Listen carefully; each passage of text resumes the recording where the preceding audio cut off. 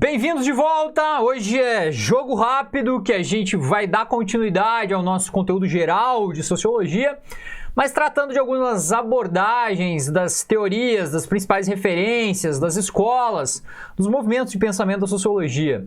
Claro que em todos os momentos que a gente for tratar de diferentes períodos, diferentes temas, diferentes abordagens da sociologia, a gente vai precisar retomar cada um desses pensadores clássicos do pensamento social, mas nós vamos de maneira bem geral aqui tratar um pouquinho do pensamento de cada um deles, começando pelo Durkheim, adepto do movimento positivista, o mesmo movimento fundado por Auguste Comte na França.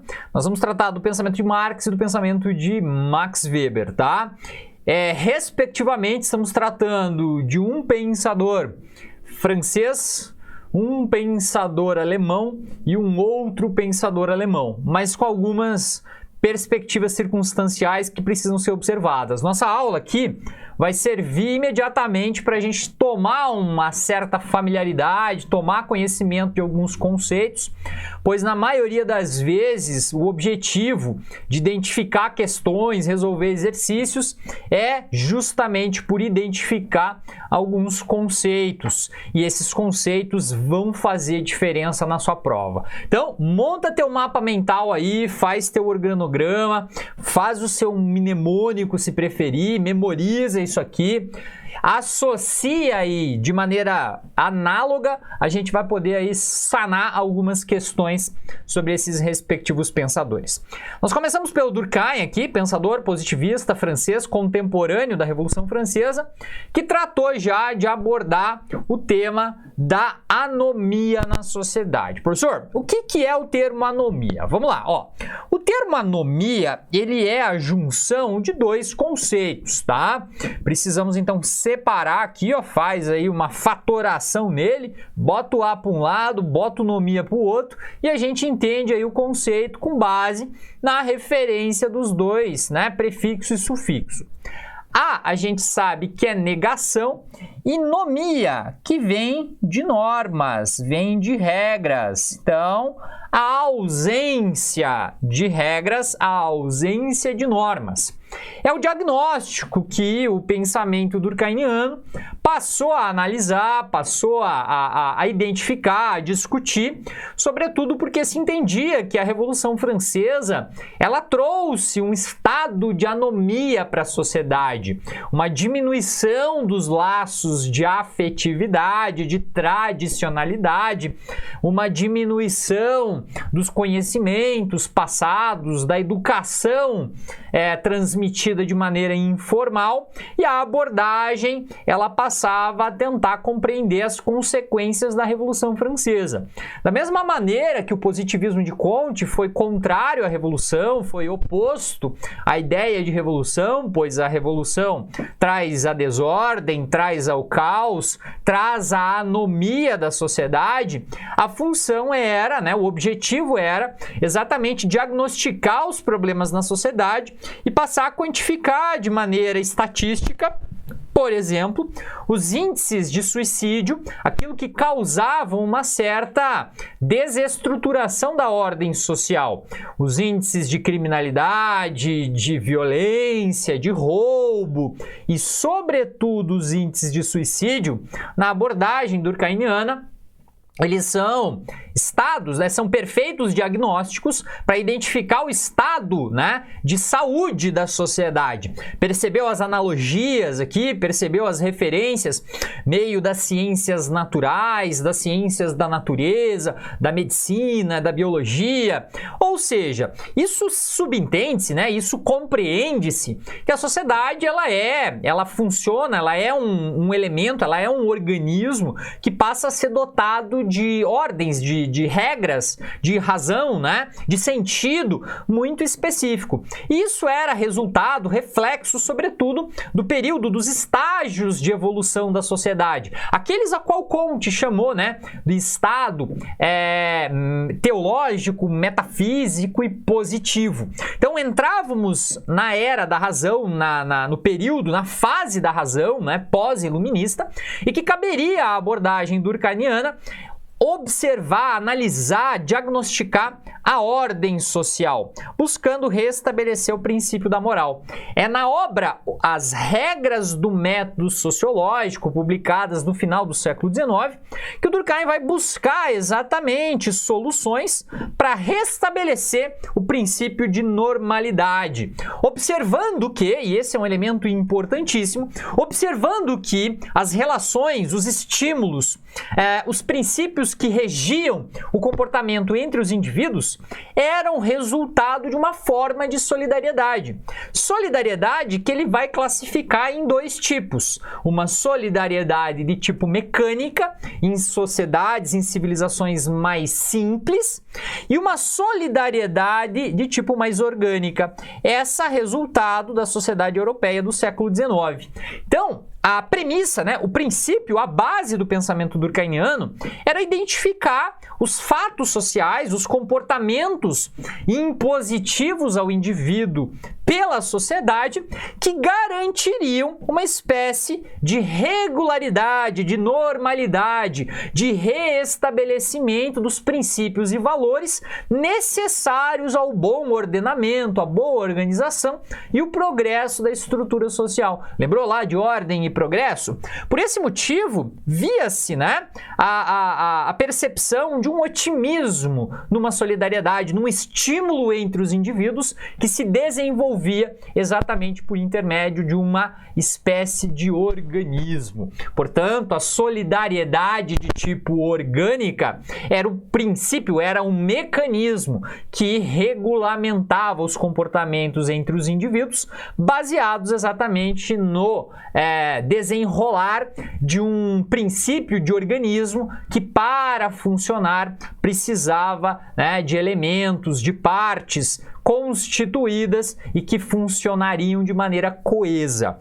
Eu costumo dizer que o pensamento de Durkheim, esse otimismo, essa necessidade de uma consciência, de uma solidariedade, de uma espécie de noção sobre a razão, é necessariamente uma sociedade meio idealista, tá? Ou seja, podemos dizer que o pensamento de Durkheim, podemos dizer que Durkheim é um idealista, pois ele não imaginava, ou ele não partia, ele não percebia a sociedade como ela era, mas como ela deveria ser, regida por certos elementos que condicionariam os nossos comportamentos. Elementos estes partidos, ou compartilhados como fatos sociais que fossem exteriores, coercitivos e, em grande parte, gerais, a uma espécie, pelo menos, ou pelo menos por uma grande parcela das chamadas consciências coletivas. Quer dizer, não existiriam fatos sociais sem a gente pensar pela condição da existência de certas consciências, tá? Você precisa lembrar desse conceito de consciências para que a gente possa fazer uma distinção entre as consciências individuais e a consciência, a consciência no singular, coletiva. É por intermédio desses elementos que constituíam e moldavam o comportamento que certas imposições de regras ocorriam. Então, fatos sociais são sempre aqueles dotados de certas características, sempre exteriores, coercitivas e gerais, pelo menos a uma parcela ou uma grande parcela da estrutura social. Isso remete necessariamente à formação do princípio, do conceito de socialização na sociologia. A gente vai abordar isso aqui de uma maneira bem mais esmiuçada, nós vamos desdobrar, observar os entrelaços desses conceitos, observando a função, a importância da educação, da socialização de tipo primária e secundária e do papel que certas instituições sociais, espaços responsáveis pela imposição de regras, pela educação dos indivíduos, resultarão na formação do ser social.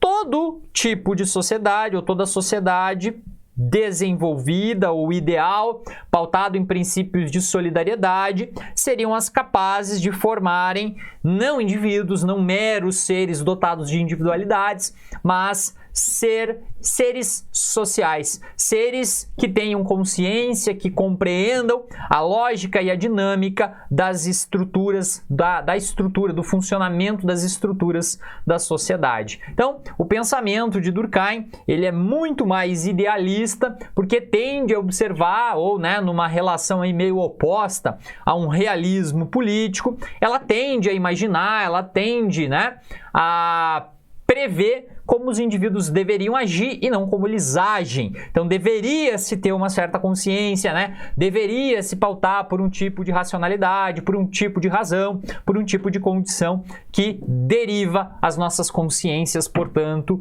individuais e coletivas.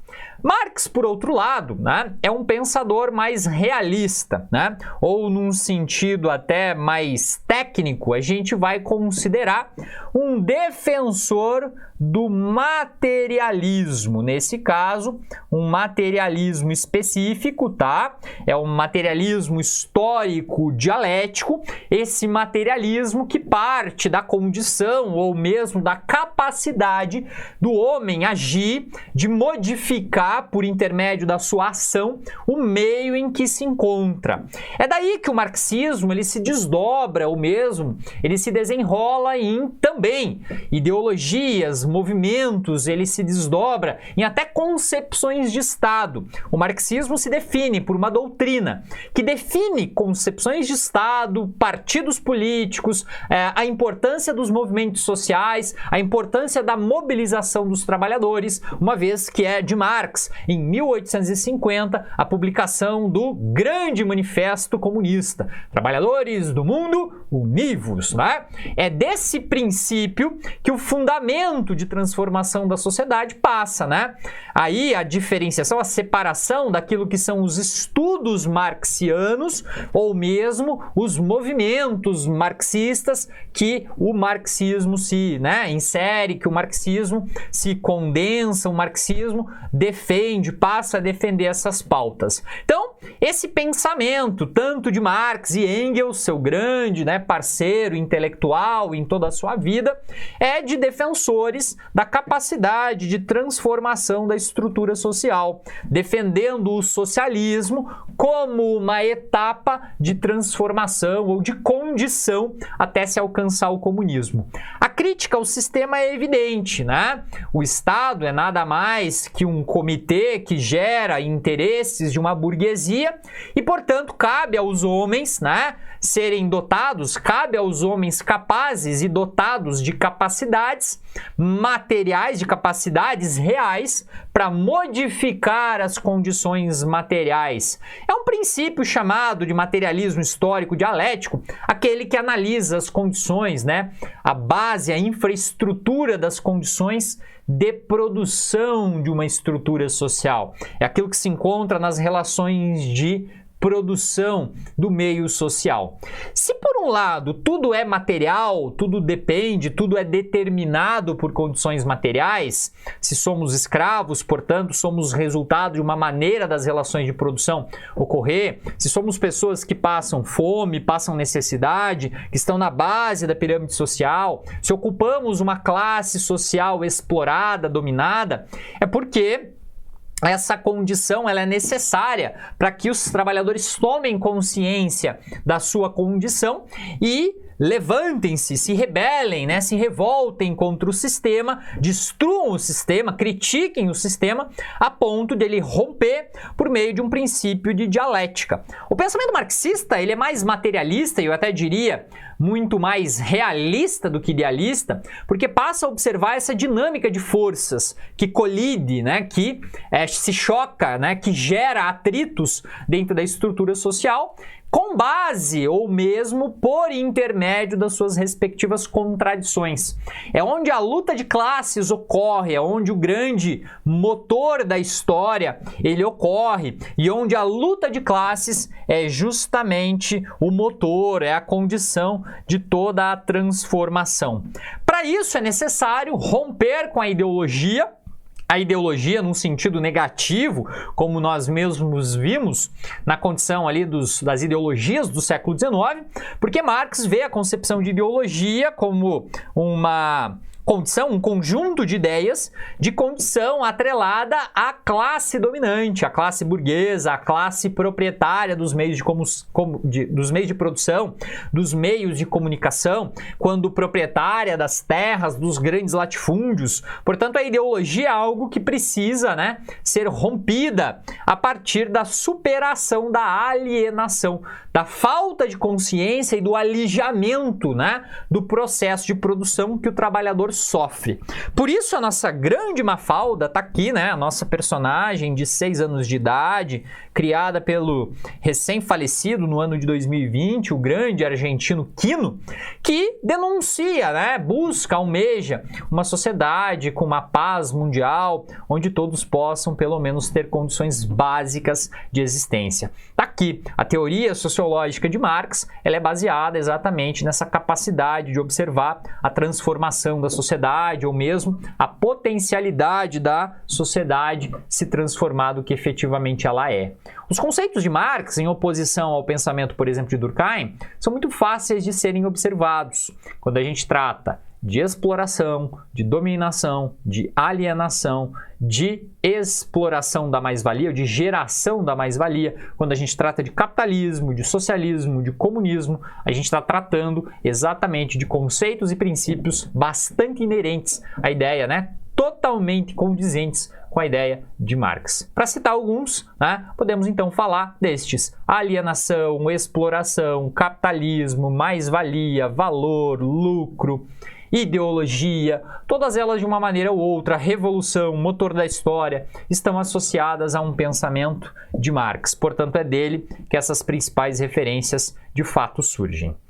Do nosso grande elemento aqui da sociologia clássica, por último, temos o pensamento de Weber, tá? Muito importante lembrarmos até, falamos de um pensador francês, contemporâneo da Revolução Francesa, de um pensador alemão, ao lado do grande Friedrich Engels, mas que ambos escreveram, potencializaram toda a análise do Capital, Marx até analisou o primeiro volume do Capital, e Engels, depois póstumamente, Engels e grande parte dos estudos marxianos sistematizaram no Capital uma análise minuciosa do sistema capitalista dentro das suas mais íntimas engrenagens.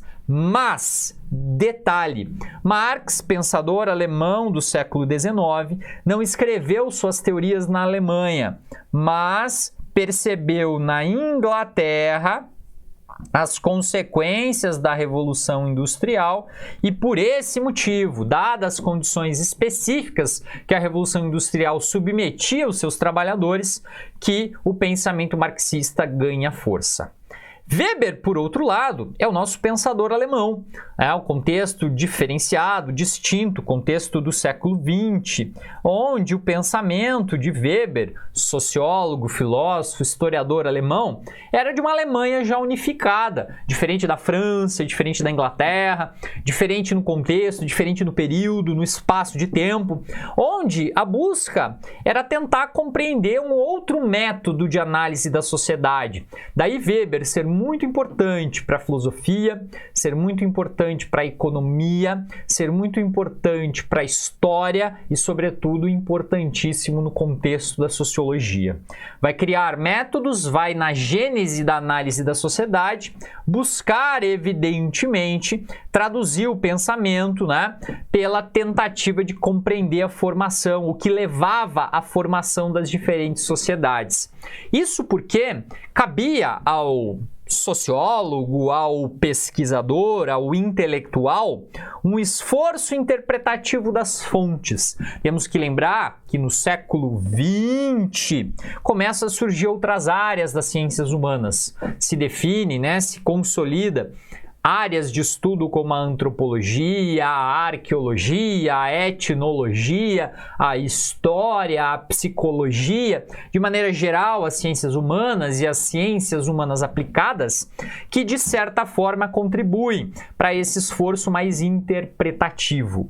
Weber vai avaliar, né, as causas do declínio da cultura de Roma antiga, mas baseada num método, numa escola, numa proposta mais compreensiva, e preste atenção, ou interpretativa. É de Weber que esse método compreensivo ganha forma, ganha força, ganha uma função, ganha um caráter, um objetivo de dar sentido aos fatos históricos, provocando uma espécie de união entre história e sociologia, mas baseado exatamente numa condição focada mais no indivíduo.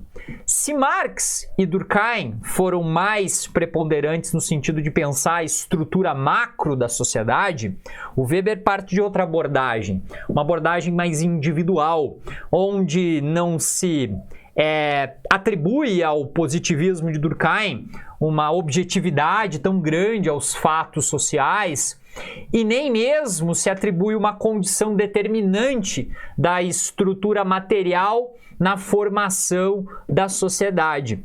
A base é partir exatamente do indivíduo, pois o indivíduo é também dotado de comportamentos que cabem à sociologia como objeto de estudo avaliar. Por isso, tratar a metodologia compreensiva ou interpretativa como baseada na ação social. É o objeto de estudo da sociologia, segundo Weber, que se pauta por uma ação social. Diferente do fato, diferente da dialética de Marx, diferente do materialismo marxista, esse foco no indivíduo, né? Tá vendo aqui a ideia do foco no indivíduo, do pensador de Rodin, né? Materializado aqui, que a ação social ela se constitui, ela se baseia exatamente numa tentativa que esse foco do indivíduo mova, né, condicione o indivíduo, ou mesmo permita ao indivíduo tomar certas decisões, né, ou especificamente decidir por uma capacidade que parta não apenas da estrutura social, mas um elemento que contribua para o indivíduo. A filosofia ela é cheia de discutir esses processos. A filosofia lá, desde Descartes, passando pelos empiristas, passando até o pensamento criticista de Kant, tem uma inversão desse processo. E é justamente no século XX que essa inversão de processo, ela aflora, ela desperta com o pensamento de Weber. E aí entra a grande sacada, porque segundo as ações sociais, segundo a ação social do indivíduo, é toda ela aquela que é dotada de sentido. Para Weber, toda ação social que tem uma causa, um efeito e uma consciência é definido exatamente como uma ação social. Professor, dá para dar algum exemplo? Perfeitamente. Quando a gente observa lá na esquina da sua casa, provavelmente um grupo de ciclistas que vem a colidir com um carro numa esquina movimentada, aquilo não é uma ação social. Professor, por que ela não é uma ação social? Porque ela não é uma ação dotada de sentido. Ela é uma mera circunstanciedade, ela é uma mera condição contingencial, ela é um mero acidente. A ação social, para ser dotada de sentido, de significado, ela precisa exatamente observar, interpretar, examinar, compreender o princípio que move a ação dos indivíduos. Ou seja, são as mais diversas categorias de ação social que podem definir um tipo de comportamento, um tipo de ação que o indivíduo venha a exercer, um tipo de capacidade, né, de movimento, né, de sentido que o indivíduo venha adotar as suas ações no dia a dia, mas o grande X da questão é que elas podem, ao mesmo tempo, uma ação social ser marcada por várias categorias. Elas podem ser racionais, elas podem ser, ao mesmo tempo, tradicionais, mas todas elas, a grande sacada é que dependem do pesquisador, do sociólogo, para serem desvendadas. Ou seja, professor, dá para dar um exemplo? Dá para dar perfeitamente um exemplo, né, do que é uma ação social. Sabemos o que não é uma ação social, mas, portanto, podemos saber o que é uma ação social. Todas as vezes que levantamos, né, às manhãs, acordamos, despertamos, vamos à escola, sentamos à frente do computador, assistimos nós aqui, temos uma ação social dotada de sentido. Imagino que o sentido seja imediatamente passar no vestibular. Então, sempre que a ação de assistir às aulas do Rodrigo, sempre que o sentido for assistir às aulas de todas as disciplinas, nós temos um sentido, uma ação dotada de significado. Eu imagino que elas possam variar entre situações mais racionais e menos racionais, né? Um bom dia, professor Rodrigo, é uma ação social porque é dotada de um sentido, mas é um sentido menos racional, portanto ele pode ser mais tradicional. Quando uma mãe, por exemplo, salva um filho, né, de uma situação de morte ou de risco de morte, pode desencadear uma ação social afetiva. Porque, claro, ela não quer que a finalidade do filho ser vítima, ser morto, né, do filho morrer, seja, né, ocorra. Mas existe uma ação como um reflexo. Então, salvar, uma mãe que salva um filho, é uma ação social dotada de uma condição afetiva, portanto, menos racional. Mas voltando ao nosso exemplo, todas as vezes que levantamos, estudamos, né, assistimos aula, resolvemos exercícios, trabalhamos, né?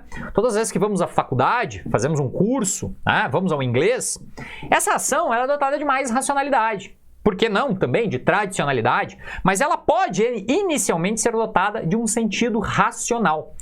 O sentido racional pode ser de dois tipos, ou com base em valores ou com base em fins. Imagino que todos nós, evidentemente, trabalhamos para ganhar dinheiro. Talvez é uma finalidade, um objetivo muito bom. Trabalhar para ganhar dinheiro, né? Talvez seja algo que nos conforte, mas a gente não trabalha só para ganhar dinheiro. Ou seja, nossas ações, nossos tipos de comportamento, nossas percepções de mundo não são movidas apenas por questões econômicas. Elas são movidas por questões bem específicas. Eu trabalho, professor, eu estudo para sobreviver. Claro, é um bom motivo, mas por trás disso também existem valores. E aí que o pensamento de Weber, ele acaba ali se desenrolando, né, em tentativas de explicar que o sistema capitalista não foi resultado apenas de uma mera transformação dialética ao longo do tempo, em que as relações de produção se transformaram, não. Ela foi algo muito mais que isso, que a gente possa associar Estado, capitalismo, que a gente possa pensar esses clássicos, que a gente possa pensar que nem tudo que façamos é movido por interesses econômicos. E aí Weber vai escrever uma importante obra, ali no iníciozinho do século XX, 1903, 1905, chamada A Ética Protestante e o Espírito do Capitalismo. Tá?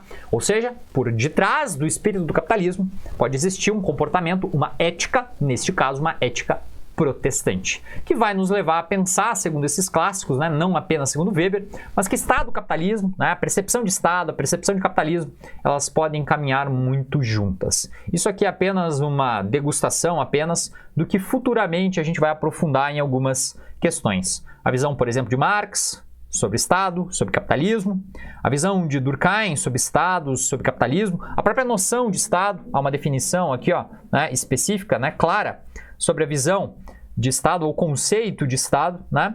O Estado uma percepção mais positiva, o Estado uma percepção mais negativa, como a do próprio Marx, e a visão, né, que o próprio Weber também irá constituir da ideia, além aqui de Durkheim, claro, além de pensar sociedades tribais, industrializadas, além de pensar do sentido da solidariedade, né, a visão que o próprio Estado moderno ganha aqui em Weber, né? Pensando aí uma certa ética, um certo princípio, pensando uma série de conjuntos ou conjunturas que vão desembocar lá na ciência política. Lembrando, Weber é muito importante também dentro da ciência política, definindo aí as condições, né, de estrutura, de estruturação, de relações de poder ou mesmo de legitimidade do poder, aqueles que escolhem, né, depositam necessariamente o poder naqueles a qual evidentemente serão dominados, controlados, submetidos, que é uma relação aí de Estado bastante baseada em premissas que exijam um tipo de poder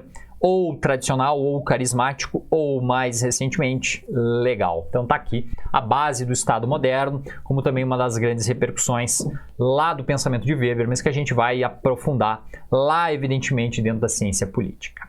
Maravilha? Espero que essa aula tenha servido apenas meramente como base para a gente, né, destrinchar algumas teorias sociológicas para que ao longo do nosso curso todo a gente possa melhor precisar, melhor referenciar esses princípios, essas metodologias, essas teorias metodológicas de cada um deles. Se a questão for evidentemente apenas identificar, essa aula serviu exatamente para isso, para a gente tomar um primeiro, aguçado sentido das teorias sociológicas. Bons estudos, até a próxima!